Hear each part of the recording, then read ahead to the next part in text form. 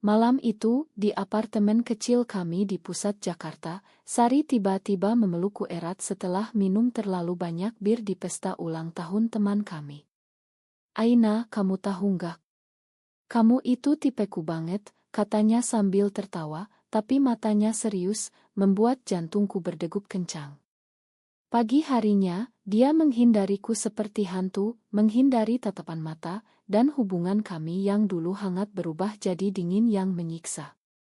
Aina, gadis 22 tahun dari keluarga sederhana di Bandung, baru saja pindah ke Jakarta untuk kuliah di Universitas Negeri. Dia selalu dikenal sebagai anak baik-baik, taat pada orang tua, dan fokus pada studinya di bidang psikologi. Apartemen kecil yang dia sewa bersama Sari adalah pilihan hemat, tapi tak disangka, menjadi awal dari badai emosi yang tak pernah dia bayangkan. Sari, 23 tahun, berasal dari keluarga kaya di Surabaya, bekerja sebagai desainer grafis di agensi iklan terkenal. Mereka bertemu melalui iklan online, dan sejak awal, chemistry mereka terasa alami, saling berbagi cerita malam hari, memasak bersama, dan tertawa atas lelucon konyol. Tapi malam itu mengubah segalanya. Aina terbangun dengan kepala pusing, ingatan kabur tentang pelukan Sari. Dia mencoba bertingkah normal, menyapa Sari yang sedang membuat kopi di dapur. "Pagi, Sar. Semalam seru ya?" tanyanya sambil tersenyum. Sari hanya mengangguk singkat, mata tertunduk ke cangkirnya. "Iya, tapi aku lupa banyak." "Ma, kalau aku aneh," jawabnya dingin, lalu buru-buru pergi ke kamar mandi. Aina merasa ada yang salah. Apakah Sari ingat apa yang dia katakan? Atau justru karena ingat, dia menjauh? Hari-hari berikutnya, Sari mulai pulang larut malam, alasan kerja lembur. Pesan teks mereka yang dulu panjang jadi singkat. Aina merasa kesepian di apartemen yang tiba-tiba terasa luas. Di kampus, Aina mencoba fokus pada kuliahnya tentang psikologi sosial. Dosennya membahas tentang identitas diri dan tekanan masyarakat terhadap orientasi seksual. Di Indonesia, banyak orang menyembunyikan diri karena takut stigma, kata dosen. Kata-kata itu menusuk Aina. Apakah dia sendiri pernah memikirkan hal itu? Dia selalu menganggap dirinya straight, tapi pelukan Sari malam itu membuatnya ragu. Malam hari, saat Sari akhirnya pulang, Aina mencoba bicara. "Sar, kita perlu ngobrol.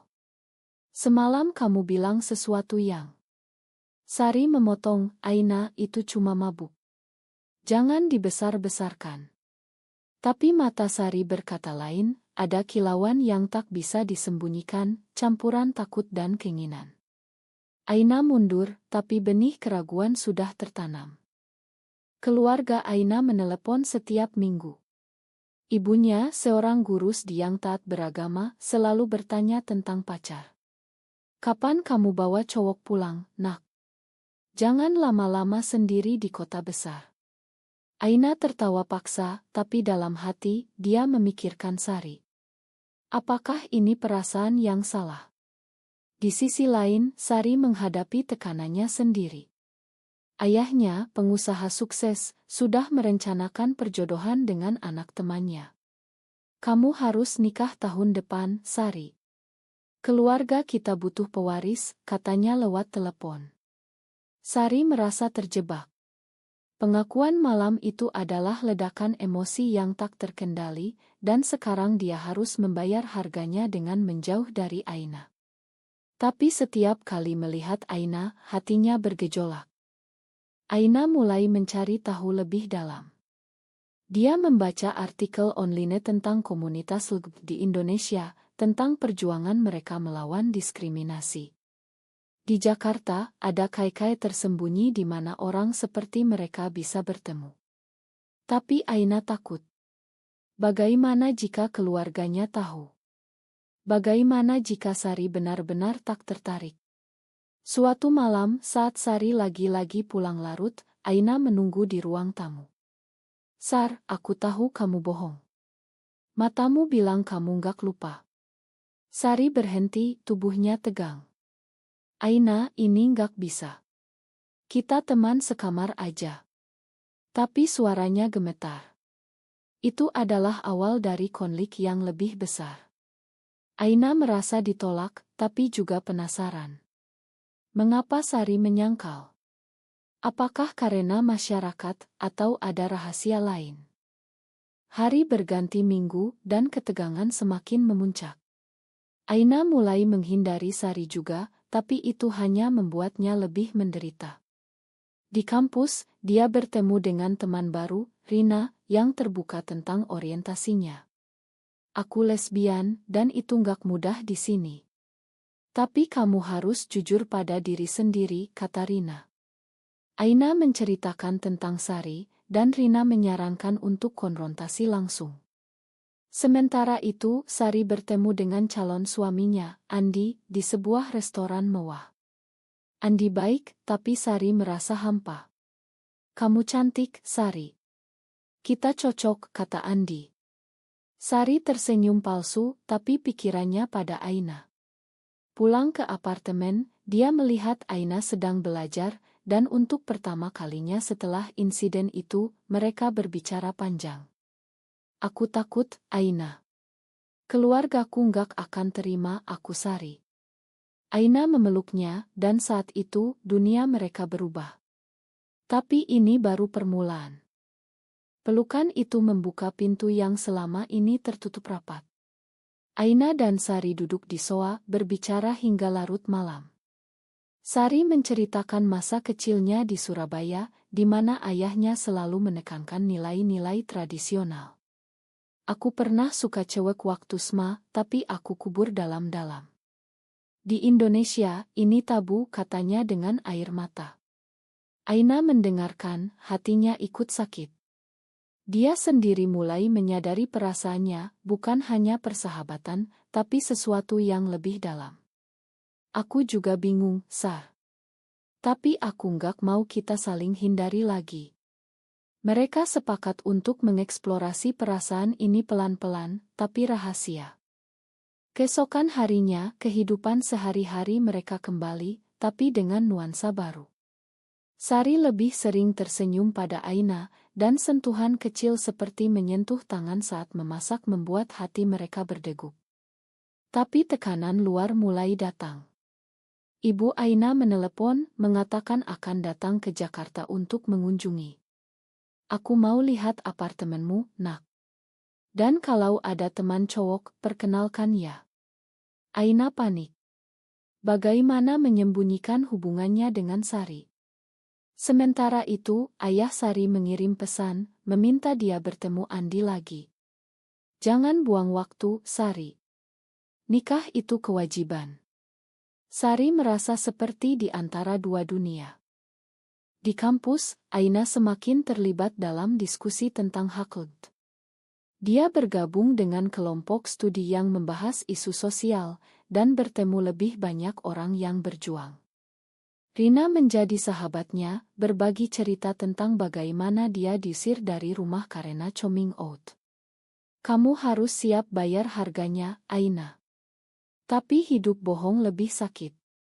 Kata-kata itu membuat Aina ragu. Apakah dia siap kehilangan keluarga demi Sari? Malam itu, saat Ibu Aina tiba, Sari berpura-pura sebagai teman biasa. Mereka makan malam bersama, tapi Aina melihat Sari gelisah.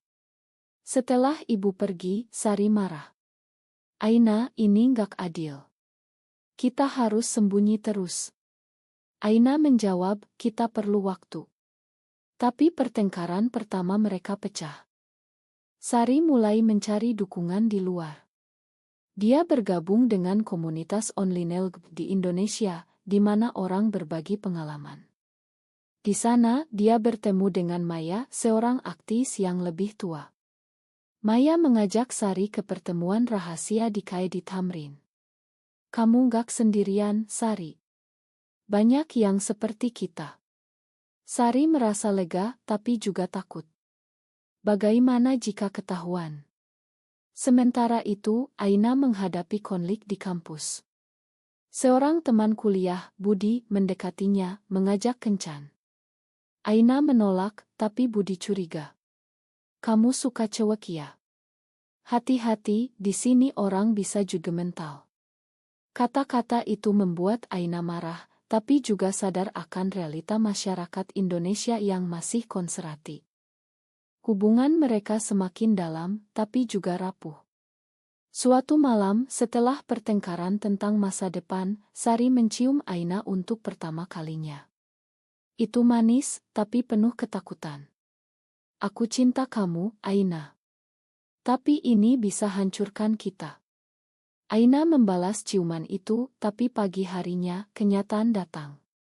Ayah Sari datang ke Jakarta tanpa pemberitahuan, memaksa Sari bertemu Andi. Kamu harus komitmen sekarang, tegas ayahnya. Sari pergi dengan berat hati, meninggalkan Aina sendirian. Di restoran, Andi melamar Sari dengan cincin. Sari terkejut, tapi tak bisa menolak langsung. Aku perlu pikir, katanya. Pulang, dia menceritakan pada Aina, dan air mata mengalir. Aku nggak mau nikah sama dia, tapi kalau nggak, ayahku bisa potong bantuan finansial. Aina merasa dikhianati. Jadi kamu pilih keluarga daripada kita. Konflik memuncak saat ibu Aina menelepon lagi, curiga. Kenapa kamu jarang cerita tentang cowok? Jangan-jangan kamu. Aina memotong, tapi hatinya hancur. Dia memutuskan untuk bertemu Rina, mencari nasihat. Rina bilang kamu harus pilih, hidup bohong atau bebas tapi sakit. Aina pulang, menemukan Sari sedang menangis. Mereka berpelukan, tapi Sari bilang mungkin kita harus berhenti. Aina menolak, enggak, kita lawan bersama. Tapi Sari ragu. Hari berikutnya, Sari bertemu Maya lagi, dan Maya mengajaknya ke acara komunitas. Di sana, Sari melihat pasangan lesbian bahagia, tapi juga mendengar cerita tragis tentang diskriminasi. Itu membuatnya semakin bingung. Aina, di sisi lain, mulai menulis jurnal tentang perasaannya. Dia sadar bahwa mencintai Sari adalah pilihan yang penuh risiko, tapi juga kebahagiaan. Tapi ketika Sari pulang dan bilang telah menerima lamaran Andi untuk menenangkan ayahnya, Aina hancur. Kamu bohongi aku, tanya Aina. Sari menjawab, ini sementara. Aku butuh waktu. Tapi kepercayaan retak. Aina pergi ke kampus, menangis di toilet. Rina menghiburnya, ini ujian. Kamu harus kuat. Malam itu, Aina konfrontasi Sari lagi. Pilih sekarang, aku atau dia. Sari diam, dan itu jawaban yang menyakitkan. Keputusan Sari untuk sementara menerima Andi seperti bom yang meledak di hati Aina. Mereka tidur terpisah malam itu, apartemen terasa seperti penjara. Pagi harinya, Aina pergi ke kampus tanpa bicara. Di kelas, dia tak bisa fokus, pikirannya pada pengkhianatan Sari. Bagaimana bisa orang yang dia cintai memilih jalan aman? Sementara itu, Sari di kantor, merasa bersalah. Dia menelepon Maya, aku nggak tahu harus gimana. Aina marah besar. Maya menjawab, kamu harus jujur pada diri sendiri. Jangan biarkan masyarakat diktasi hidupmu. Sari tahu itu benar, tapi takut kehilangan segalanya. Aina bertemu Budi lagi, yang kini lebih agresi. Aku tahu rahasiamu, Aina. Kamu dan Sari, kan? Aina terkejut. Bagaimana dia tahu? Ternyata Budi melihat mereka berpelukan di taman dekat apartemen. Hati-hati, kalau tersebar, bisa bahaya. Aina panik, membayangkan gosip di kampus, bahkan sampai ke keluarga. Dia pulang, menceritakan pada Sari. Sari marah, ini gara-gara kita ceroboh. Tapi itu menyatukan mereka sementara. Mereka sepakat untuk lebih hati-hati, tapi Sari masih bertemu Andi. Ini cuma pura-pura, katanya. Aina tak percaya lagi. Konflik keluarga semakin kuat. Ayah Sari datang lagi membawa Andi ke apartemen. Ini calon menantuku, katanya bangga. Aina terpaksa tersenyum, tapi hatinya sakit melihat Sari berpura-pura bahagia. Setelah mereka pergi, Aina meledak. Kamu nikmati itu. Kamu bohongi semua orang. Sari menangis, aku nggak punya pilihan. Kalau aku tolak, ayahku bisa usir aku. Aina balas, pilihan ada, tapi kamu pengecut. Kata-kata itu menusuk Sari dalam. Malam itu Sari pergi ke kai dengan Maya mencari pelarian. Maya mendengarkan, lalu bilang kamu harus coming out. Itu satu-satunya jalan. Sari ragu, tapi mulai mempertimbangkan. Di kampus, Aina bergabung dengan aksi protes hak tiang kecil. Rina mengajaknya, ini cara kita lawan. Aina ikut, meneriakkan slogan, merasa bebas untuk pertama kalinya. Tapi oto aksi itu tersebar di media sosial, dan ibu Aina melihat. Telepon datang, apa ini, Aina? Kamu ikut demo aneh-aneh. Jangan bawa malu keluarga. Aina bohong, itu cuma tugas kuliah. Tapi ibu curiga. Aina merasa tertekan, seperti Sari. Mereka bertengkar lagi saat Sari tahu tentang aksi itu. Kamu gila. Kalau ketahuan, kita hancur. Aina jawab, lebih baik hancur daripada bohong terus. Sari memutuskan untuk bertemu Andi dan mengakhiri semuanya. Di kai, dia bilang, Andi, aku nggak bisa. Aku suka orang lain. Andi marah, siapa? Cowok atau? Sari diam, dan Andi pergi dengan amarah. Ayah Sari tahu, dan marah besar. Kamu malu-maluin keluarga. Pulang ke Surabaya sekarang. Sari menolak, aku dewasa, Pak. Aku punya hak. Ayah memotong dukungan finansial, meninggalkan Sari tanpa apa-apa. Sari pulang ke apartemen, menceritakan pada Aina. Aku pilih kamu. Tapi sekarang aku miskin. Aina memeluknya, kita hadapi bersama. Tapi kenyataan tak semudah itu. Tagihan apartemen menumpuk, dan Sari harus cari kerja sampingan. Aina membantu, tapi tekanan membuat mereka sering bertengkar. Suatu hari, Budi menyebarkan gosip di kampus, Aina lesbian. Aina dihadapi teman-teman yang menjauh. Dosen memanggilnya, ini bisa pengaruhi nilai kamu. Aina merasa dunia runtuh. Dia pulang, menangis di pelukan Sari. Kenapa ini harus susah banget? Sari jawab, karena masyarakat kita belum siap. Tapi kita harus kuat. Mereka memutuskan untuk pindah ke apartemen lebih murah, tapi rahasia mereka mulai bocor. Maya mengajak Sari ke pertemuan besar komunitas. Di sana Sari berpidato tentang perjuangannya, merasa empowered.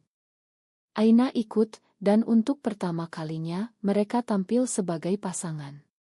Tapi di luar, ada demonstran anti tiang melempar batu. Mereka lari, tapi Aina terluka.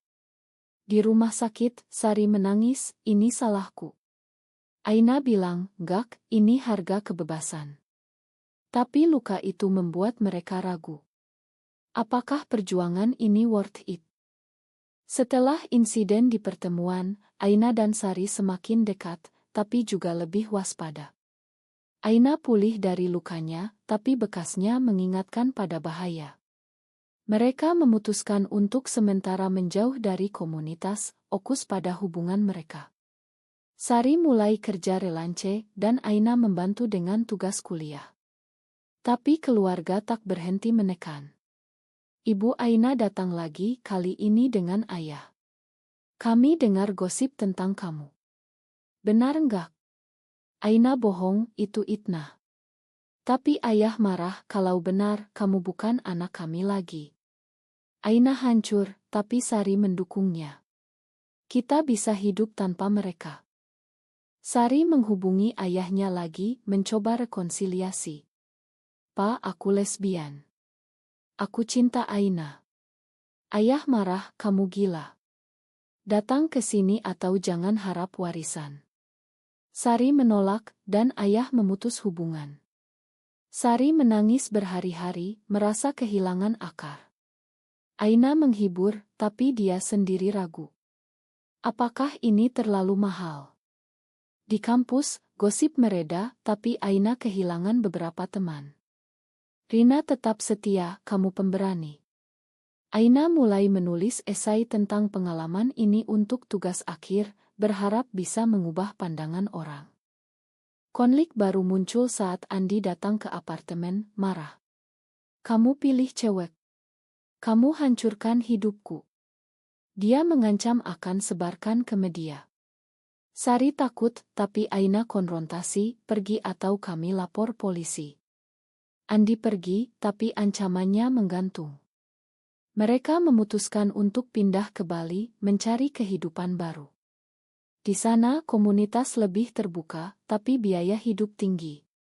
Sari dapat kerja di agensi lokal, Aina lanjut kuliah online. Tapi homesick datang. Aina kangen keluarga, Sari juga. Suatu malam, mereka bertengkar hebat. Kamu bikin aku kehilangan segalanya, kata Sari. Aina balas, kamu yang mulai dengan pengakuan mabuk itu. Mereka pisah tidur, tapi pagi harinya, minta maaf. Hubungan mereka diuji, tapi semakin kuat. Maya datang ke Bali, mengajak mereka ke Estiaud. Di sana, mereka bertemu pasangan lain, belajar dari pengalaman mereka. Kalian harus bangun dukungan, kata Maya. Aina dan Sari mulai volunteer di organisasi lokal, membantu orang lain. Tapi masa lalu mengejar. Ibu Aina menelepon, aku tahu semuanya. Pulang, kita bicara. Aina pergi ke Bandung sendirian. Di rumah, ibu menangis, kenapa begini? Apa salah kami? Aina jelaskan, ini aku, Bu. Aku bahagia dengan Sari. Ayah marah, usir Aina. Jangan datang lagi. Aina pulang ke Bali dengan hati hancur. Sari menghibur, kita punya satu sama lain. Tapi Aina mulai depresi, meragukan pilihan. Sari juga struggle. Kerjanya tak stabil, dan dia kangen keluarga. Dia diam-diam hubungi ayah, tapi ditolak. Maya sarankan terapi, dan mereka ikut. Di sesi, mereka ungkap ketakutan. Aku takut kehilanganmu, kata Sari. Aina jawab, aku juga. Terapi membantu, tapi tekanan sosial tetap. Di Bali, ada raid polisi ke acara dan mereka hampir tertangkap. Itu membuat mereka pertimbangkan pindah negara, tapi tak punya uang. Akhirnya, Aina menyelesaikan kuliahnya, dapat beasiswa ke luar negeri. Kita bisa pergi bersama, katanya pada Sari. Tapi Sari ragu, aku nggak mau jadi beban. Mereka putuskan untuk berjuang. Tapi sebelum itu, Andi muncul lagi, kali ini dengan bukti oto. Bayar atau aku sebarkan. Mereka tak punya uang, jadi laporkan ke polisi. Andi ditangkap, tapi skandal tersebar. Keluarga Sari tahu, dan ayah datang ke Bali, marah. Kamu hancurkan nama keluarga. Sari balas, ini hidupku, Pak. Ayah pergi, tapi kali ini dengan sedikit keraguan. Dengan skandal tersebar, Aina dan Sari menjadi pusat perhatian. Media lokal menulis tentang mereka, campuran dukungan dan hujatan. Komunitas mendukung, tapi haters online mengancam. Mereka pindah ke tempat lebih aman, tapi trauma tetap. Aina dapat tawaran kerja di Singapura berkat esainya yang viral. Ini kesempatan kita, katanya. Sari setuju, dan mereka pindah. Di Singapura, masyarakat lebih terbuka, tapi mereka masih merindukan Indonesia. Hubungan mereka stabil, tapi luka masa lalu tak hilang. Sari mulai terapi sendiri, mengatasi rasa bersalah. Aina menulis buku tentang pengalaman mereka, berharap menginspirasi orang lain. Keluarga mulai melunak. Ibu Aina menelepon, aku kangen kamu. Mungkin aku salah. Aina menangis, Bu, aku juga. Mereka rekonsiliasi pelan-pelan. Ayah Sari juga mengirim uang diam-diam, aku nggak setuju, tapi kamu anakku. Tapi tidak semua bahagia. Rina ditangkap di Indonesia karena aktivisme, dan Aina Sari membantu dari jauh. Itu mengingatkan pada perjuangan. Mereka kembali ke Indonesia untuk liburan, bertemu Maya. Kalian teladan, kata Maya. Tapi di sana mereka lihat diskriminasi masih ada. Aina dan Sari memutuskan untuk donasi ke organisasi LGBT. Tahun berlalu, mereka semakin kuat. Sari buka bisnis sendiri, Aina jadi psikolog spesialis LGBT. Mereka adopsi anak yatim meski tak mudah. Tapi kebahagiaan datang dengan harga. Mereka kehilangan teman, keluarga sempat menjauh, dan trauma emosional.